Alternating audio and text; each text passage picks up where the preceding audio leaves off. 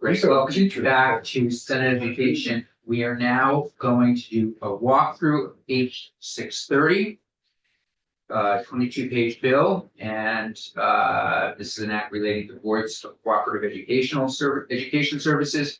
We may lose Ms. St. James to go to the floor. If so, we'll recess at that point and then come back to it so we can finish this today. Ms. St. James. Thank you. Beth St. James, Office of Legislative Counsel. So you have H630 as passed by the House in front of you.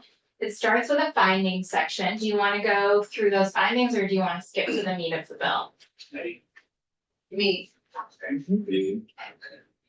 One word. So we're gonna go to page 4, section 2. And what section 2 does is it adds a brand new chapter to Title 16. Oh my. What? I'm sorry, I can't unsee what I just saw. Showing it. There's a fish out the window. Fish and wildlife. Excuse me. So sturgeon. It is, so it adds, so section 2 adds a brand new chapter to Title 16 called the Board of Cooperative Education Services. So this is the BOCES chapter. And then within the chapter, there's a whole bunch of different sections.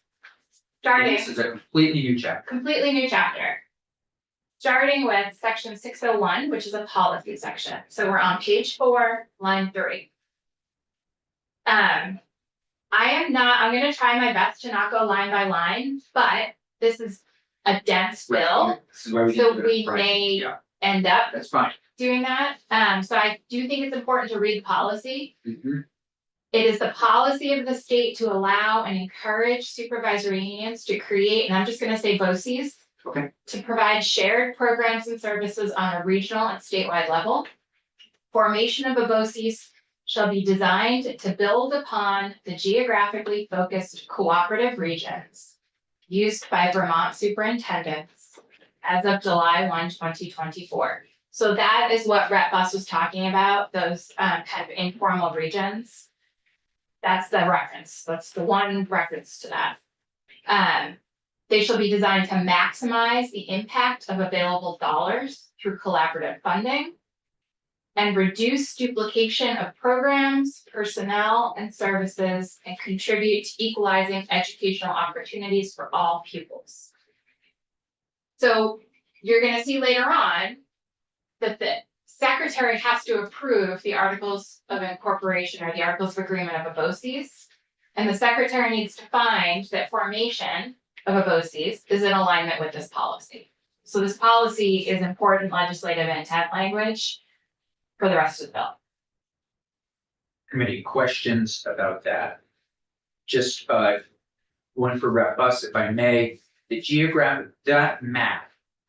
Do you have it? Did you already describe to us? You do have it, I knew you could, thank you. She rocks. That is awesome. So 1, 2, 3, 4, 5, 6. Okay, yeah, do you mind? Do you mind doing it in color? Yeah.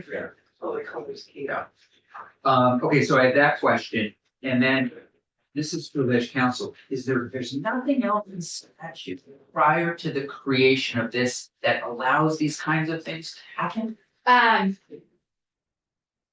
There's no yes or no answer to that question. So what there is in statute right now, and you'll see as we walk through, what a BOCES is its own body politic incorporated. Its own political subdivision of the state. Mhm. So it's got a payroll, it's got employees, it is carrying a budget, it has expenses, it is offering services. There is nothing in state law that currently allows for an SU and an SU to get together, or a school district and a school district to get together and become a political subdivision of the state and offer this.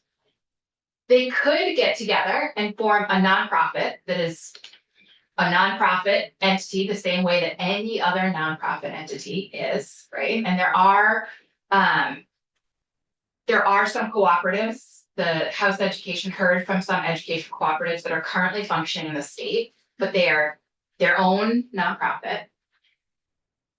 current state law does allow for supervisory unions to have joint agreements. So 16 VSA 267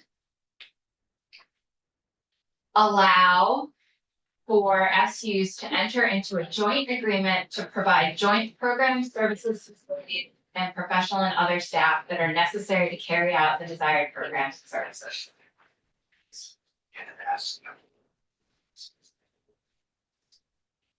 Um, but that joint cooperation contract or agreement would still mean that one of those SUs is carrying the employment contracts, the line item on a budget for the services that they have agreed to share. They might get paid back from the other supervisory unions, but there's still a line item on that SU's budget. With a BOCES, the line item on the BOCES would be or a line item for the supervisory union would be membership fee or the money they are paying for the services for their individual supervisory union. They're not carrying the cost of providing the service to everyone who's involved in the BOCES. It's the BOCES who's looking to be made whole by the SUs contributing. Does that kind of make sense? So right now, under state law, yes, supervisory unions can get together and they can form joint agreements. But one of those SUs, or they have to have some apportionment of who's paying that bill. And how are they getting paid back by the other SUs that are sharing those services, right? With the BOCES is just, so for example, let's say you had an art teacher. Yeah. Okay. And there were 5 SUs who only needed an art teacher for 0.2 time, right? Happens a lot. Right? Yeah. So under current law, under section 267, those SUs could get together and agree that they were gonna provide art services together. They were gonna make sure that their schedules didn't conflict with that one art teacher so that he or she could go around and do 0.2 in these 5 different services. Well, one SU has to be the employer, right? Potentially. You could get lucky and have a teacher be willing to do a 0.2 contract in all of these. You might have the SUs get together and decide we're gonna take on the one. And then everyone pays us back, right? With the BOCES would be the employer. And then each supervisory union would be paying for however 0.2, 0.75, whatever amount to pay back, however they're using that teacher. Interesting. Same for transportation costs. Let's say under section 267, some SUs got together and they decided to do a joint contract for transportation because they, economy of scale, they could get a better deal. One SU is on the hook for that whole bill. And then their agreement would parse out how much each U is paying back to the contract holder. Under a BOCES, it would be the BOCES that holds that contract. And then each SU would be then paying for whatever service they needed or wanted from that contract. Does that make sense? It does. It does. So, yeah, under current state law, supervisory unions can get together and form joint agreements. But I understand now the complexity of them doing it that way rather than doing it this way, which, yeah, I mean, I still have some more questions, but I seems like a really good step. Okay, so. Any more questions on policy before we go to definitions? Great, page 4, line 12, section 602. Very short definition section for this chapter. So you'll see on line 13 is used in this chapter. We're gonna use instead of saying teacher and administrator, we're gonna say that the term educator encompasses both teachers and administrators who are licensed under chapter 51. And then on page 5, line 6, supervisory union. we're just making it clear here that a supervisory union also includes a supervisory district, so we don't have to keep repeating that over and over. Section 603, line 10, page 5. Here now we're starting to get into the real meat of the bill, right? The creation of boards of cooperative educational services. So subsection A, how are these boards established? So 2 or more SUs, they have to meet to discuss the advisability of entering into a written agreement to provide shared programs and services. Can the SUs, could it be a lot more, could it be 5, could it be 10? It's 2 or more. 2 or more, Yep. thank you. Up there, just saying. Yep. And then at that meeting, or if it takes 5 meetings to come to an agreement, they can enter into a proposed agreement to form an association of supervisory unions to deliver shared programs and services to complement the educational programs of member SUs in a cost-effective manner. And then here we go, an association formed, it shall be known as a BOCES. Now we're just gonna see the word BOCES everywhere. I'm on page 6. And it shall be a body politic and corporate with the powers and duties afforded them under this chapter. Subsection B, articles of agreement. They're organizing and governing document. So agreements to form a BOCES pursuant to this chapter take the form of articles of agreement and serve as the operating agreement. Agreements have to include a cost benefit analysis outlining the projected financial savings or enhanced outcomes, or both, that the parties expect to realize through shared services or programs. And this might be a question for Representative Boss. How will they know that?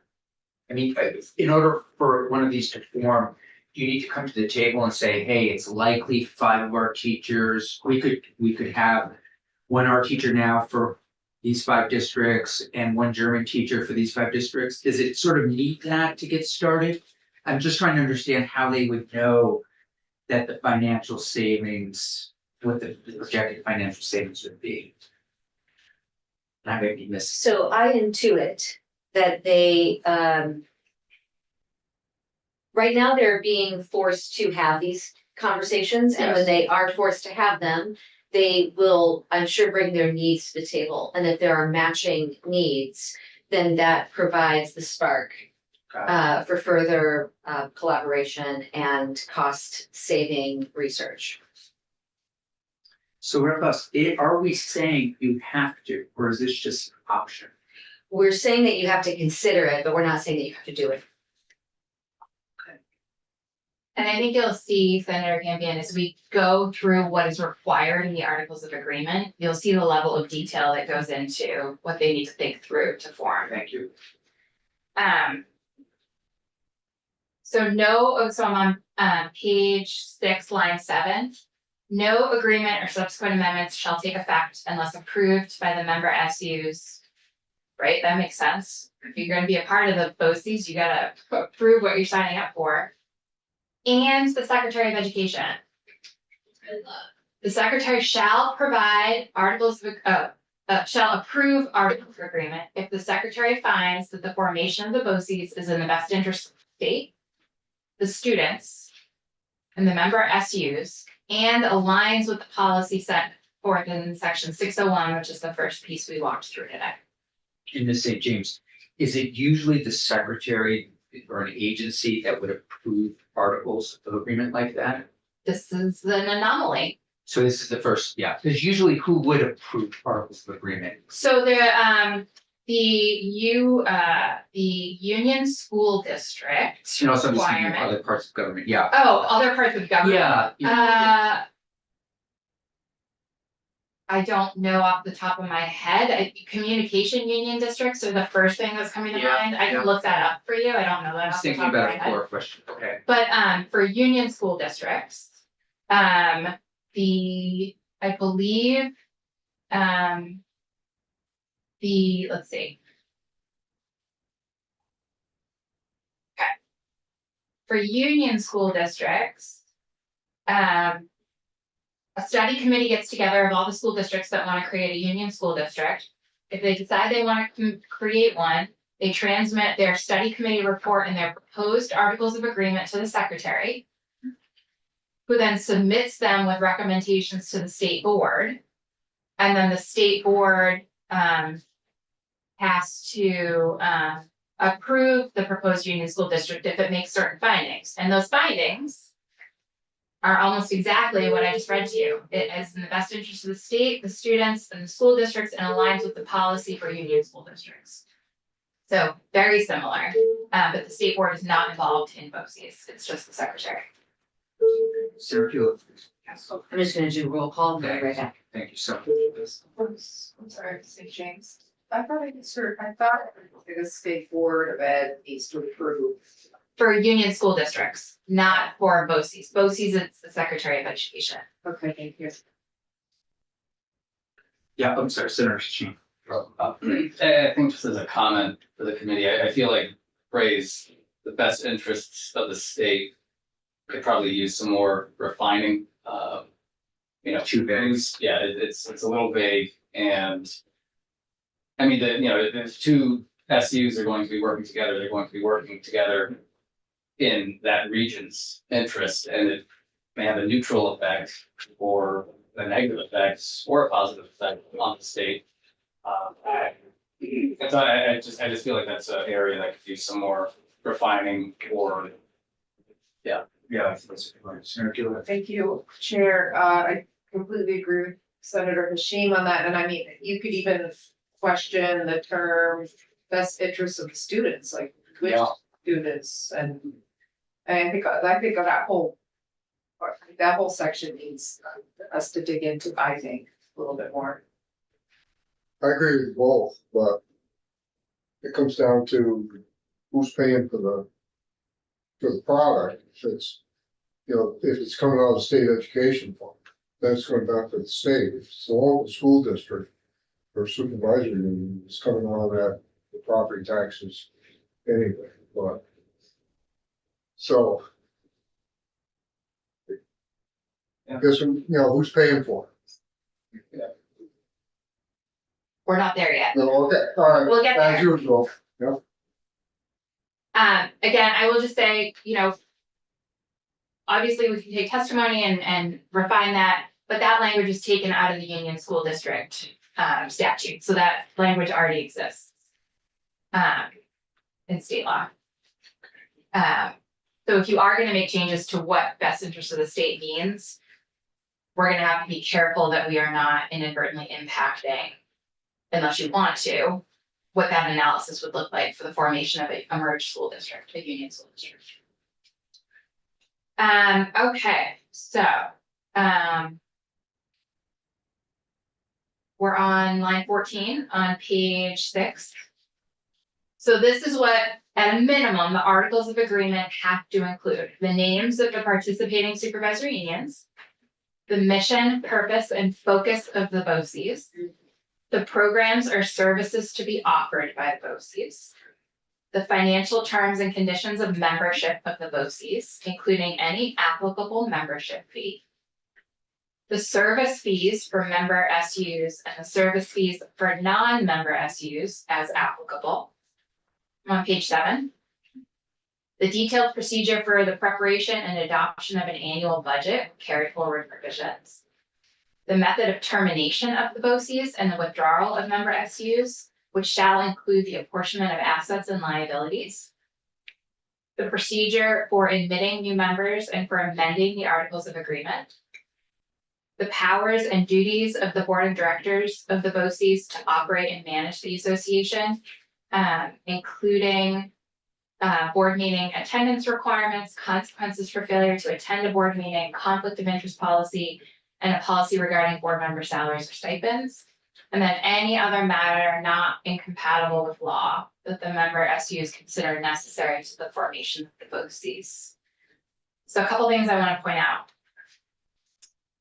To get at your question about who pays for this, we're leaving it up to each individual BOCES to decide how they are funded. So in the articles of agreement, they have to include financial terms and conditions of membership, including any applicable membership fee.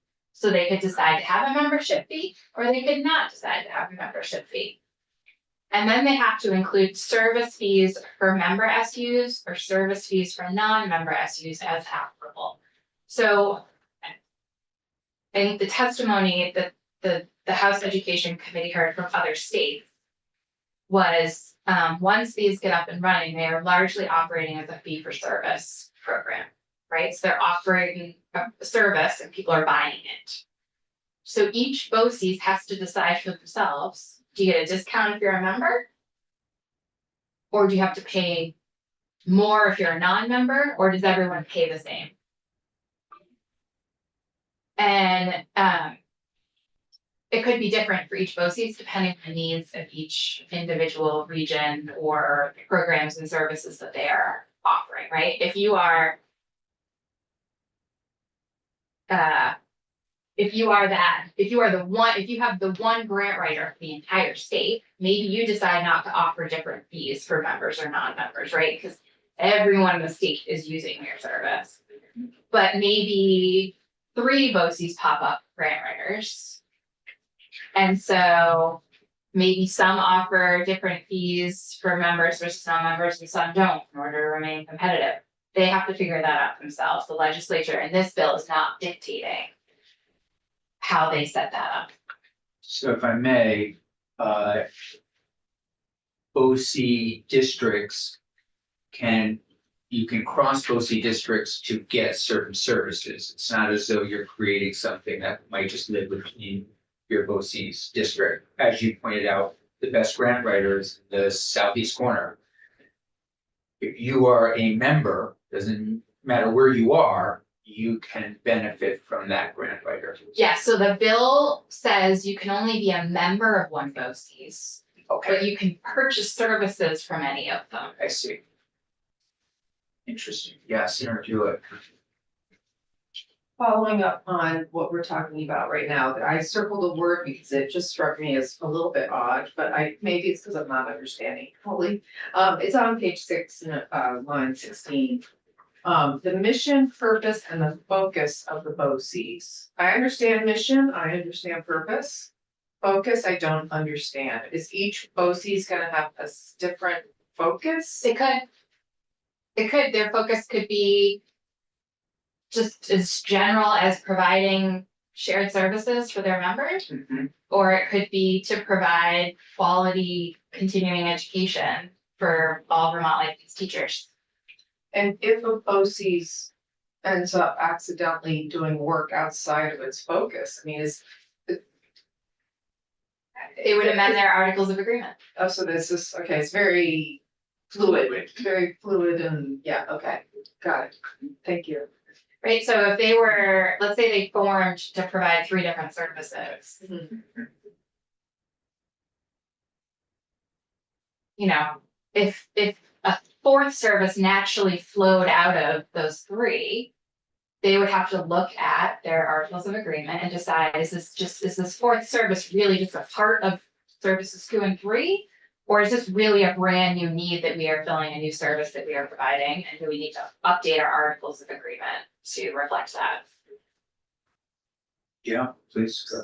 Any questions? Will the BOCES be under the umbrella of the school boards and also, what's my other question? Should ask the other one, but are they, They have their own board of directors that they are. so they have their own board of directors, separate from the school board? I know, are they subject to open meeting laws? Is it a corporation? They are a body politic incorporate, which is a legal term of art for when we're talking about kind of political subdivisions of the state. And I just want to warn you all that they are doing roll call on the bill before the bill, so. Oh, they got through the B's. They did. I see a potential conflict between region and specialty. I like the whole concept, but it seems like it's a path towards super unions, which frankly I support. okay? But this maybe isn't quite far enough. That's first blush. You have a region versus a specialty. And if you said you can be a member of one BOCES, or you can purchase from any BOCES.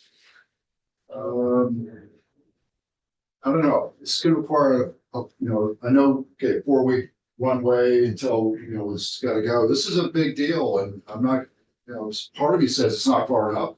Part of me says that there's potential conflicts on unintended consequences that I'm not quite sure we've got to flesh out on. I'm sure that in the House committee, they bumped into a lot of those. And, if there's additional kind of like sensitivities that we're not yet discovering, would be helpful to understand so we don't pave the same road that you guys did over the past 2 months. Right here. It's me. Oh, sorry, I was thinking maybe we should keep going on the Oh. bill. Maybe some of our questions will be answered. If I could just offer, yes, as always. The House Education Committee heard a lot of testimony from education cooperatives in the state and from other states on how they operated. And I found it, as I was drafting this, really helpful to understand kind of what services they're offering, what does that look like in each different state, to kind of understand what this is actually meant to do. So it may be very boring and unexciting enabling language to allow SUs to form these organizations, to offer these services. Does not get at the heart of some of your questions of how does this work in the real world? And it's not until you hear from the folks who are actually working in these education collaboratives that you that you can answer some of those questions or maybe highlight some of your concerns. This language is just the scaffolding. I like to think, I think I use this term in the House.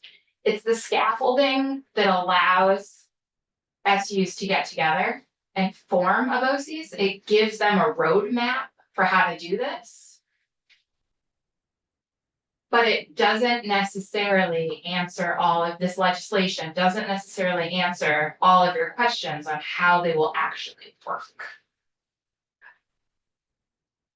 Right, so like school districts. School districts, the mechanics and what goes into teaching or running a school district, there's so much more that goes into that than is just contained in Title 16, right? I'm constantly reminding you all, well, this is what it says in black and white. I hear from the field on how they're actually doing this. I think this is a great example of that.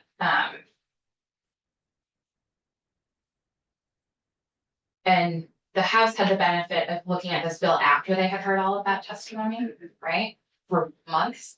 And you all are having to look at just the boring structure, the boring scaffolding without hearing about any of like, oh, okay, well, I can see how that testimony about that program that this education collaborative was providing, I can see how the scaffolding would give some SUs the tools they need to be able to get together to form that kind of a program. But they really go hand in hand, and this is meant to be, H630 is meant to be very kind of technical and not exciting about the work that the BOCES are actually doing. Does that make sense at all? Okay. Yeah, it does. I'm wondering, Representative Buss, if I may, as we're talking about this, and as what Ms. St. James just mentioned, talking again, purchase power, maybe things that could help train teachers, was there any discussion about just one BOCES Yes. in Montpelier or Bennington? Where you do have, or Woodstock. But one BOCES where that is the place where you might go. Yeah, I can just see some logic because really it is that it's a government structure. It's not. I don't know, it just seems to me like it gives a big view of everything with purchase power.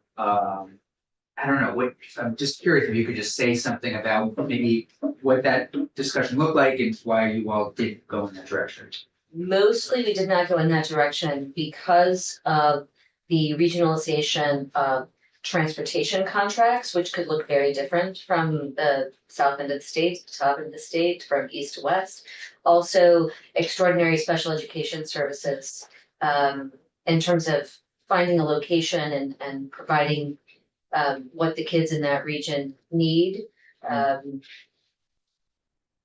That felt to be something more regionally focused. Okay. And that's not to say that all 7 will be created, maybe 2 are created, Right. because you might be right in that there only needs to be 1. Yeah, I don't know, I just keep thinking if, you know, there were the board comprised of people from each of these districts. But I can also see your point, it could get a little bit, you know, you do have particular things in each district that are unique to each district and you don't want those to disappear.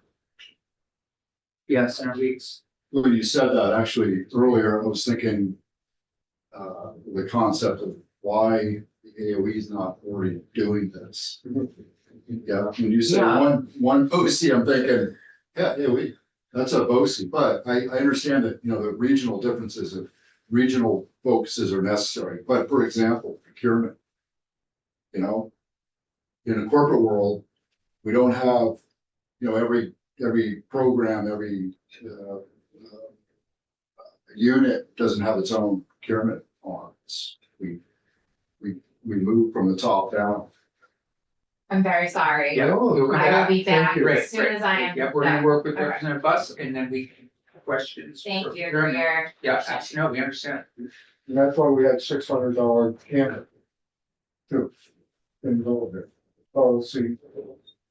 Oh, in terms of, Well, that was eons ago, that was, you know, it's fixed that by going to just in time logistics. Where they, yeah. But I'm thinking about BOCES as, well, this BOCES has a corner on the toilet paper market for all the schools, so. You know, they get the best deal, where if it was AOE, they could buy for everybody. They That's the way I'm Get the thinking. best deal. feeling a little bit. But Buss, do you want to join us again? Sure. We'll just have some questions and when we run out of questions, we'll take a break. No, we'll let council do that. So yeah, I just keep thinking, like you said, is there a way to, I don't know what others think?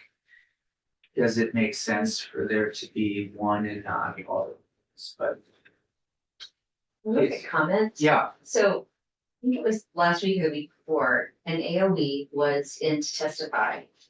And we were kind of talking about coaching and activating in the field because certain things are hard to grasp from a module that's on a website. And in order for you to figure out how to teach that module, you need some coaching. Mhm. And it came up that that's not actually what they do, the AOE. And so I had zero idea that that was the case.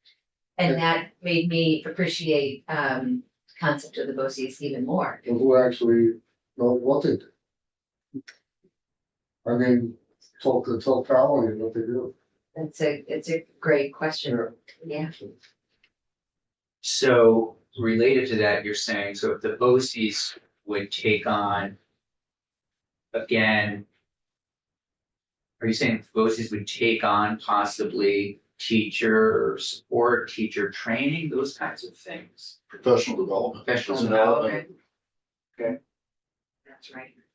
Because traditionally that is that the school district themselves will provide the professional development that their staff needs and also they choose to focus on it. You know, my district wants to be 90% proficient in literacy. Mhm. And so they trained their the specialists to be able to coach everyone in the district.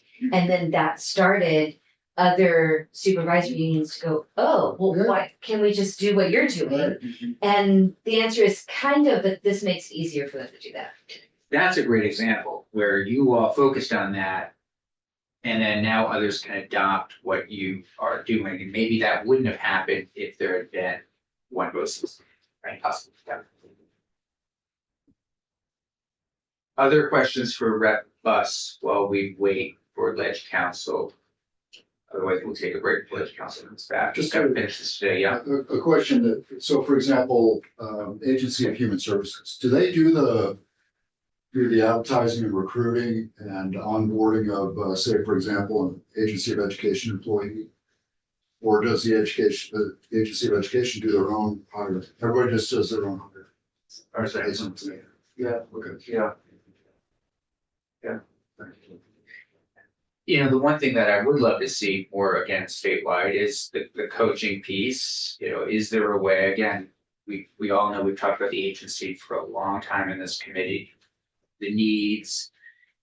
Is there a way, and I always think, wouldn't it be great if there were 14 people from the agency, one in each county? Schools got something going on. Call the person from the agency, have that person come in.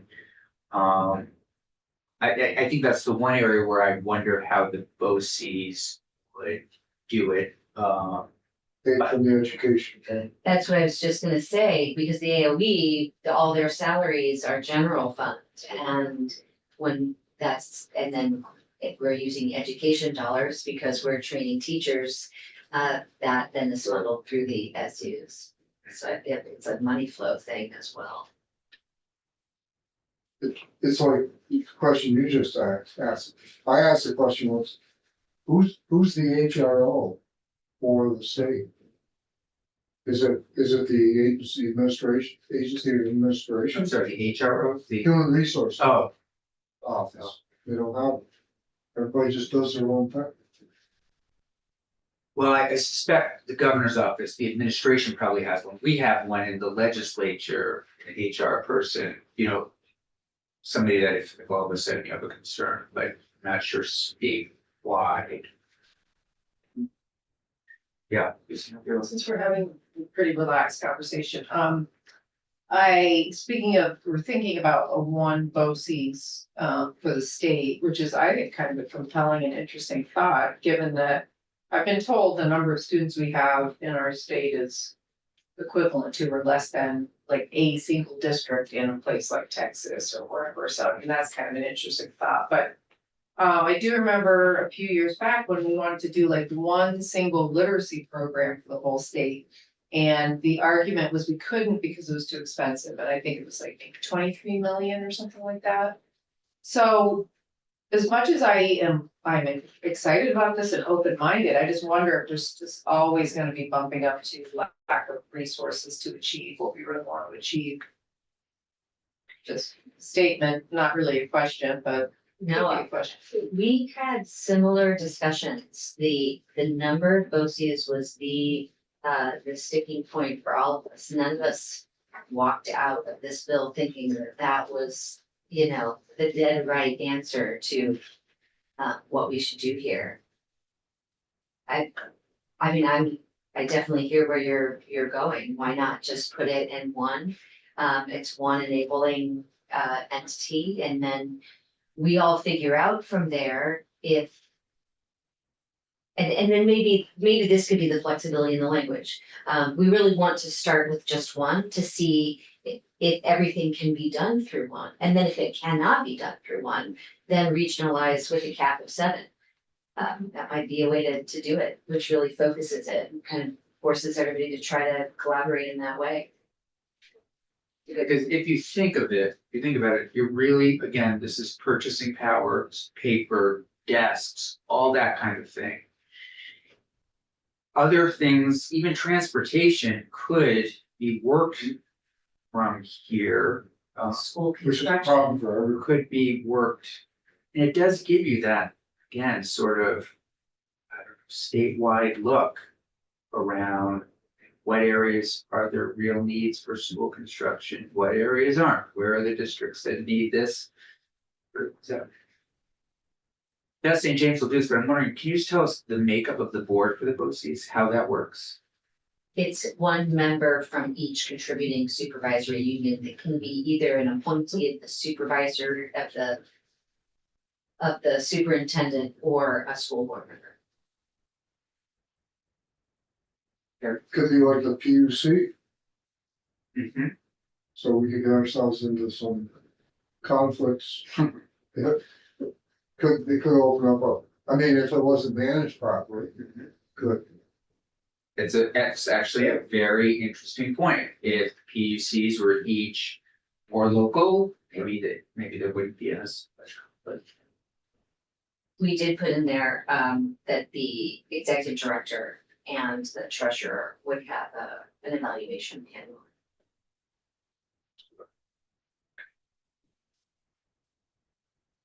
Let's take 10 minutes. We'll wait for Ms. St. James to Wait, read that. just one Yeah, comment. please, yeah. I'm finding it, given the environment of, the property tax issue and Yeah. application funding and such. Find it very refreshing that we're talking about efficiencies and saving money and not just, where to go spend, new tax. Thank you. And if nothing else, it's the beginning of a good plan. It could get further refined, where there's a vision for education in Vermont. Agreed. Yep.